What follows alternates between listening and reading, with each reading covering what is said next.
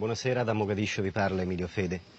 Siamo nel giardino della residenza del Presidente della Repubblica Democratica Somala, il generale Siad Barre, il quale ha voluto riceverci cortesemente per illustrare, per dare una spiegazione a quelle che sono state le decisioni più importanti che il Presidente ha preso e ha annunciato al popolo in occasione delle celebrazioni ultime, quelle del 3° anniversario dell'indipendenza dell'avvento della rivoluzione somala.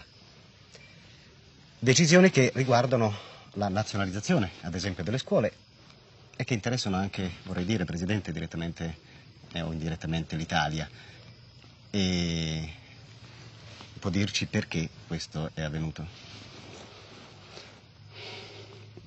Questo è avvenuto naturalmente, come sempre, per tutelare l'interesse del popolo somalo in relazione al suo nuovo indirizzo politico e riguarda particolarmente circa le scuole, per far parlare il popolo somalo un unico linguaggio, un unico indirizzo politico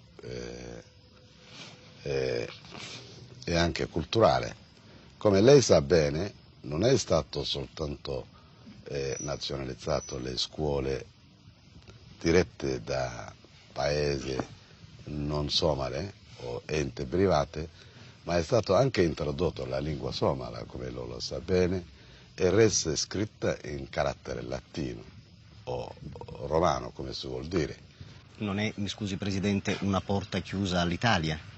Non vedo perché. Io ho visto il ministro Gaiati e gli ho chiarito. Ho detto, sento un po', la decisione l'abbiamo preso come sempre per questioni di principio e di carattere generale.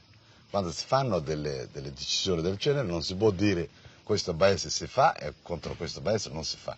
Non è una cosa giusta, è una forma di discriminazione, a noi non piace.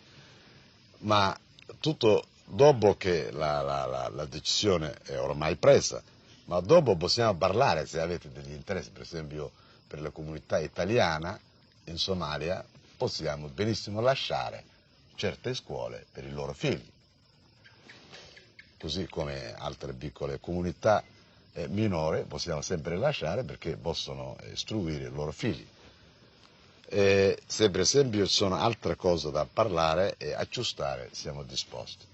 Gli ho detto, guardi, faremo nostre cose in famiglia, tanto l'Italia, abbiamo detto prima, ha un ruolo speciale in Somalia, un rapporto speciale e come tale noi onoriamo questa nostra precedente dichiarazione e decisione politica. Comunque, Presidente, si può escludere che ci sia una porta chiusa all'Italia e alla lingua italiana, forse anche in considerazione del fatto che qui l'italiano si parla, lo parla anche lei. Beh, caro amico, lei può capire che io parlando con il ministro Gaiati l'ho pregato di ufficialmente lasciare i maestri e docenti italiani in Somalia perché continuano ad insegnare la lingua italiana. Come lei lo sa, la nostra università è diretta e insegnata all'italiano. Scuole medie stesse, scuole medie superiori, e continueranno così come prima.